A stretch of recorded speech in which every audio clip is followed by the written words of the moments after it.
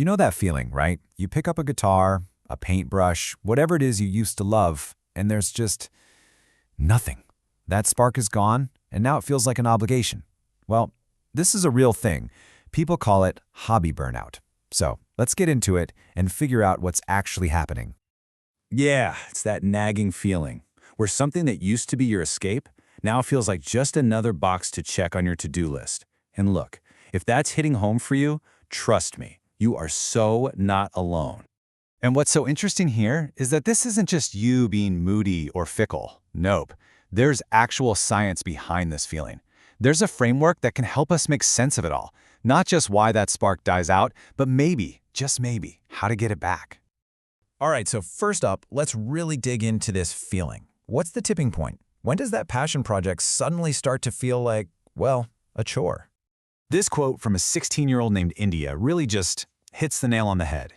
She talks about being in a cycle of boredom, finding something else, bored with that, move on. It's this really frustrating loop, right? You find something new, you get excited for a minute, and then poof, it's gone, and you're right back to square one. So, this whole meh feeling we're talking about, it's actually more than just plain old boredom. It has a real clinical name. And you know, giving it a name is the first step to actually figuring out what to do about it. That term is anhedonia. Now, according to the official definition, it's a markedly diminished interest or pleasure in pretty much everything. And yeah, it's a core symptom of depression, which is serious. But you can also experience it in just one area of your life, like with a hobby. The key thing to get is that it's way deeper than boredom. It's like the part of you that can feel joy in that activity has just gone offline. There was this really interesting study that looked at teenagers going through this, and they found it breaks down into 4 main experiences. You've got the loss of joy and this kind of emotional flatness. Then there's the struggle with motivation. You just can't get yourself to do the thing. There's also a feeling of disconnection, of not belonging.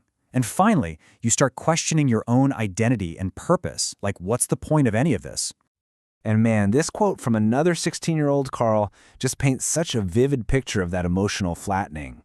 He said, "I didn't really feel anything, no happiness or excitement, but also no sadness. It was just like everything was gray." And that's it, isn't it? It's not about being sad, it's about feeling nothing. All the color just drains out of it. Okay, so that's the problem. It's a real downer. But what about a solution? How do we get inside the engine of our own motivation and see what's broken? Well, it turns out there's something like a user manual for that.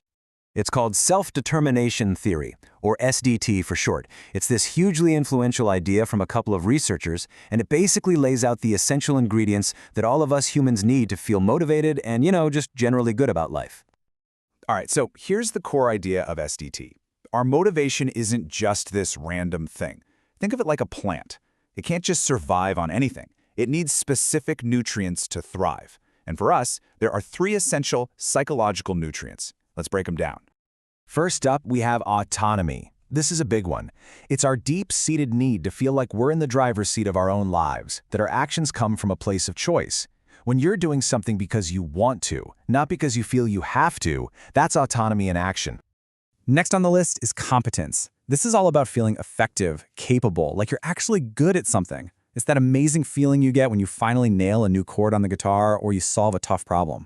We all need to feel like we can handle challenges and make progress. And the third essential nutrient is relatedness. We're social creatures, right? This is our need to feel connected to others, to feel like we belong. With hobbies, this could be sharing your work with a group that gets it, playing in a band, or just geeking out about your passion with friends. Okay, now here's where it gets really cool. When you get these 3 needs met, it doesn't just turn your motivation on. It actually changes the quality of your motivation. It can shift it all the way from feeling like a total chore to feeling like a real, genuine choice. So, see, according to this theory, motivation isn't just on or off. It's a whole spectrum. On one end, you have motivation that feels completely controlled by outside forces. And on the other, far end, you have motivation that's totally free, driven by nothing more than pure, simple enjoyment. This table kind of simplifies that whole spectrum for us. Think about the why behind what you're doing. If you're painting only to get a reward or avoid punishment, that's external motivation. It feels very controlled. What if you're practicing just to avoid feeling guilty, or maybe to pump up your ego? That's called introjected, and it still feels pretty controlled. But then, what if you're doing it because you genuinely value getting better at it? Now we're in identified territory, and that starts to feel way more autonomous.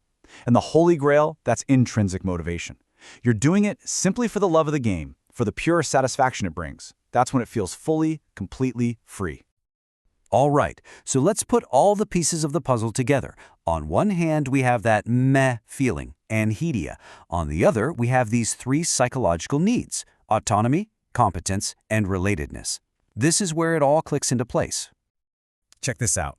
Those painful feelings we talked about with anhedonia, they are basically alarm bells telling you one of your core needs isn't being met. So if you're feeling disconnected and lonely in your hobby, that's a signal you need for relatedness is being thwarted. Feeling stuck, like you're just not getting any better, that's your competence need crying out for help. And if your hobby suddenly feels forced, like you have no say in it anymore, your autonomy is being crushed. And that big, empty question, what's the point? Well, that's often a sign that all three needs are running on empty.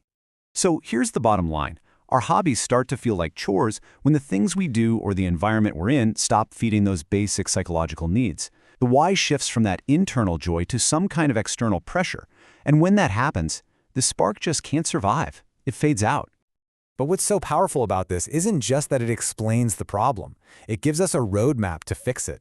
So the next time you feel that passion starting to feel like a chore, just pause and ask yourself, which of my psychological needs is asking for my attention right now? Do I need more choice? Do I need to feel like I'm making progress? Or do I need more connection? Seriously, figuring that out might be the key to reigniting that flame.